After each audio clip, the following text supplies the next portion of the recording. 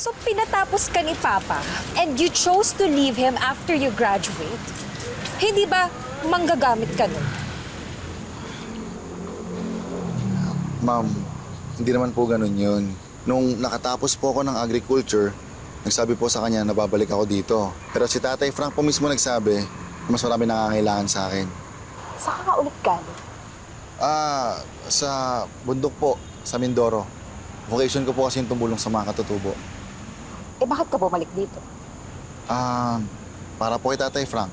Gusto po kasi isalba yung garden eh. So you're saying na hindi ko na babantayan ng maayos yung tindahan? Hindi naman po sa ganun yun, ma'am. Well, let's just say that I do. Wala naman talaga akong pakialam dito. Babalik na ako ng US. I don't want anything to do with this hell food. Wala rin naman pakialam si Papa sa akin. Mas kinaya pa nga niya magmahal ng iba kesa sa akin.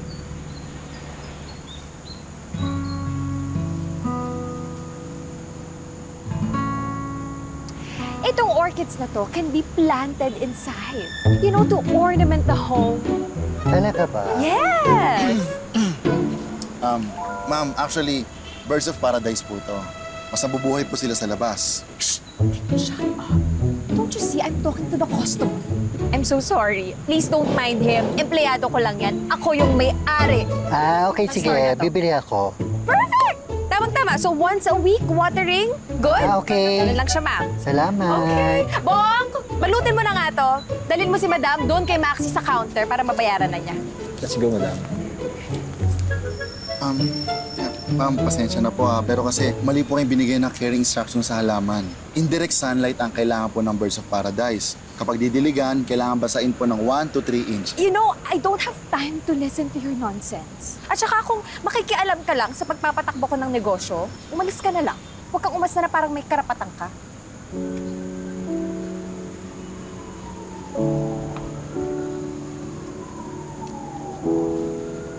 Maxi! Maxi! What the? Yes po, madam. Maxi, nakialam ka ba dito? May binungkus ako ditong 10,000 pesos. Nawawala. Madam, hindi ko po alam.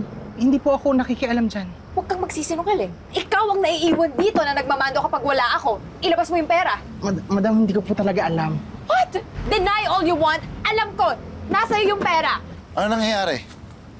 Ayan, I'm 100% sure na itong kawatan na to, ninakaw yung pera ko. I knew from the start talaga hindi ka mapagkakatiwalaan eh. Sir Nardo, wala po talaga sa akin.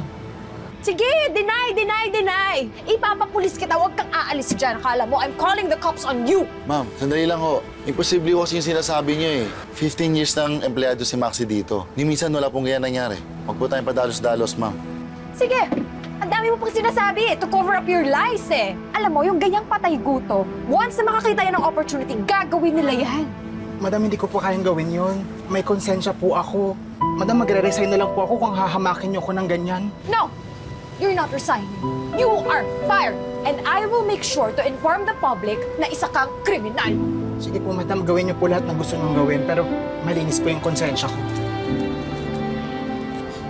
The nerve of these people! Sila na nga yung pinapalamon mo, sila pa yung mga ahas sa'yo. Ma'am, sana po maging fair tayo sa pag-judge na ibang tao.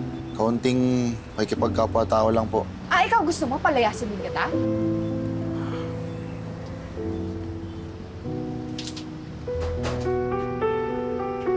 Buisit!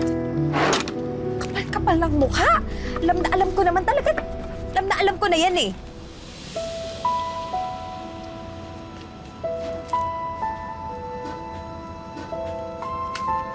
Bakit? Patay gutok naman talaga siya. May sinabi ba akong mali?